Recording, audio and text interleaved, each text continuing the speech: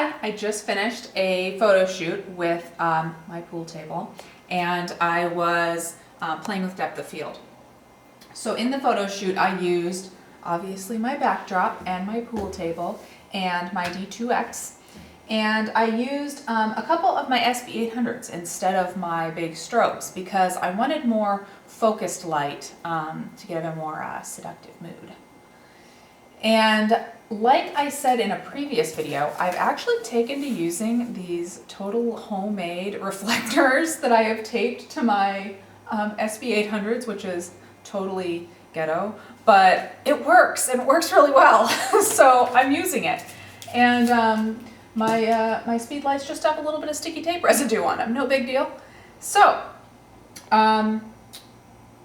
anyway, about my photo shoot. I was playing with depth of field. And some of you might not really know what depth of field is. So depth of field is simply the area of your photograph that is in focus, and that's it.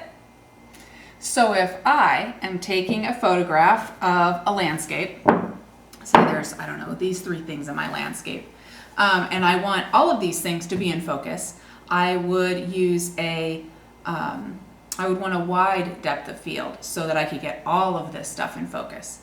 But if I were taking a picture of a person in front of a landscape, and I just want this person to be in focus, I would want a narrower depth of field so that my person would be in focus, but my landscape in the back would be blurry.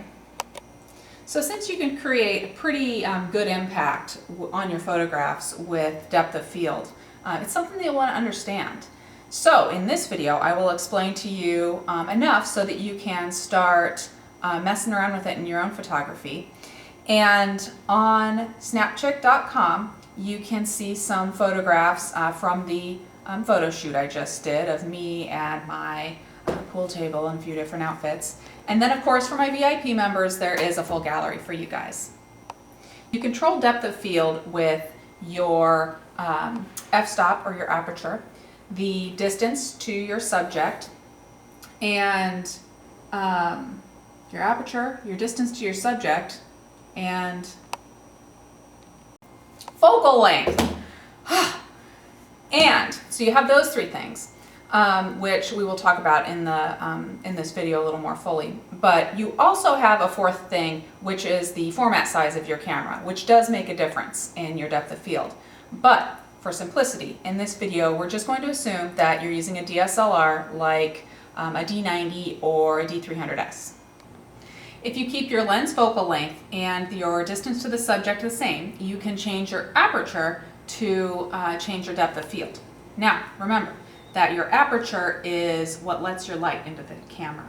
So, if you have a wide aperture, like this roll of duct tape, which incidentally is a smaller f-stop number, like f1.8, you're letting a lot of light into the camera.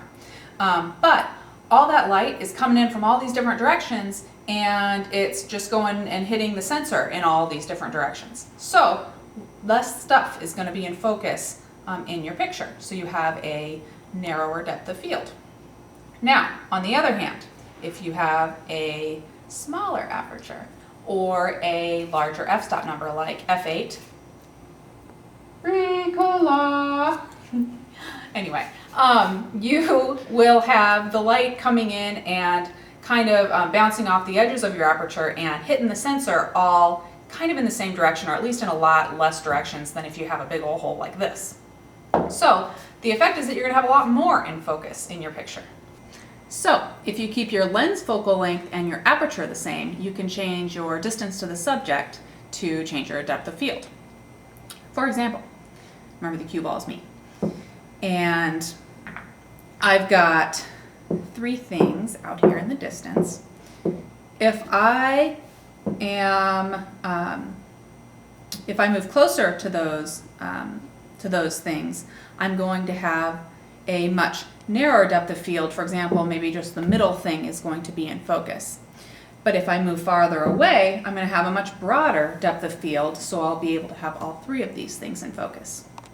Now, remember that you might not have enough room when you're photographing something to move enough forward or back to get a real big impact on your depth of field. So really just keep in mind that if you are far away from something, like if you're doing a landscape at like the Grand Canyon, you're going to be really far away from your subject, and you're probably going to just by default at the same aperture and focal length have a much broader depth of field than if you are right in front of somebody that is in front of the Grand Canyon and you're taking a picture of them. Now, go visit my website at snapchick.com and take a look at my photos. Just in case my pool ball illustrations weren't enough, those photos should at least give you some idea of what I mean when I'm talking about depth of field. And then go outside and take some pictures.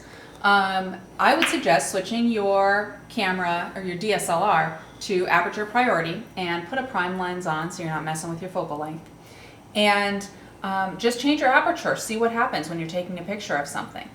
Definitely let me know how you do, and let me know if you have any questions.